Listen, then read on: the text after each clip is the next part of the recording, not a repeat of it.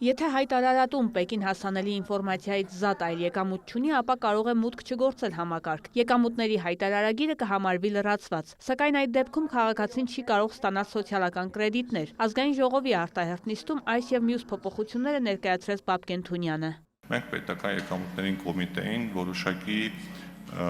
հասանելիություն ենք տալիս տարբեր տվյալների, բացառությամբ բանկային գաղտնիքի, բայց փոխարենը սահմանում ենք մեկ դրույթ։ Օրինակ, եթե քաղաքացին մուտք է գործում եկամուտների հայտարարման համակարգի համապատասխան հարթակ, որպեսզի ինքը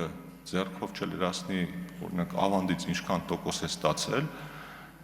կլինի համապատասխան դաշտ, որով մարդը իր համաձայնությունը կտա պետական եկամուտների կոմիտեին։ Ընտանիքի անդամների միջև դրամական փոխանցումները հայտարարագրման ենթակա չեն լինի։ Պատգամավորները հետաքրքրվեցին, թե որ բարեկամների միջև փոխանցումները կհամարվեն հայտարարագրման ոչ ենթակա։ Ընտանիք հասկացություններ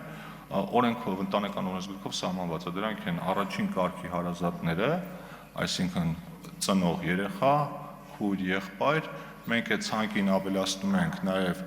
օրինական ամուսիններին, օրենքի մեջ մանրամասն թվարկված է, կառավարության մեր գործընկերները նաև առաջարկում են այդ ցանկին ավելացնել նաև պապիկների եւ տատիկների կողմից թոռնիկներին ուղարկվող փոխանցումներ։ Ընդդիմության գնահատմամբ անիմաստ է հայտարարագրումը, եթե քաղաքացին չպետք է մուտք գործի համակարգ եւ լրացնի։ Քաղաքացու համար ոչինչ չի փոխվում, բայց պետության համար փոխվում է, քանի որ տվյալները դառնում են ամբողջական, պարզաբանեց Թունյանը։ Ընդդիմադիրները խոսեցին նաև արտագնա աշխատանքի մեկնած հարազատների կողմից գումար փոխանցելու դեպքում խնդիրների մասին։ Ձեր ոչ ճիշտ կառավարման արդյունավետ կառավարման արդյունքում բազմաթիվ հայրենակիցներ գնացել են արտագնա աշխատանքի եւ իրենց ընտանիքներով ապրուստի միջոցները օգնում են ռդաշտությունում։ Արտագաղթը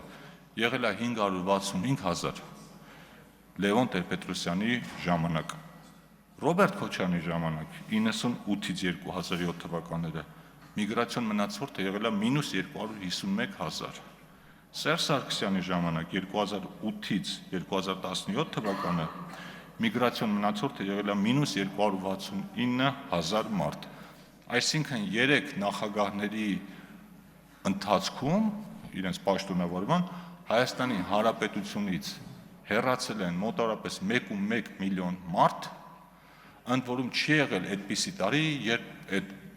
սալտոն, այդ հաշվեկշիռը դրական լինի։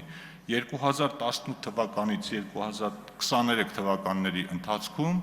6 տարվա տվյալներով միգրացիայի մնացորդը դրական է, պլյուս 13,000 մարդ։ Շուրջ 140,000 մեր քաղաքացիներ արդեն իսկ ներկայացրել են իրենց եկամուտների հայտարարները, շուրջ 54,000 հայտարարատուներ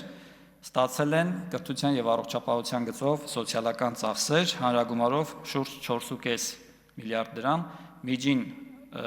ծավալը սոցիալական ծախսի մի փոքր ավելին է 80,000 դրամից։ Քննարկվեցին նաև դատական դեպարտամենտում ծառայության մասին եւ տեսալսողական մեդիայի մասին օրենքներում փոփոխությունների նախագծերը։ Քննարկված բոլոր օրինագծերն ընդունվեցին։ Վարդուհի Արզումանյան, Արամ Հարությունյան, լուրեր։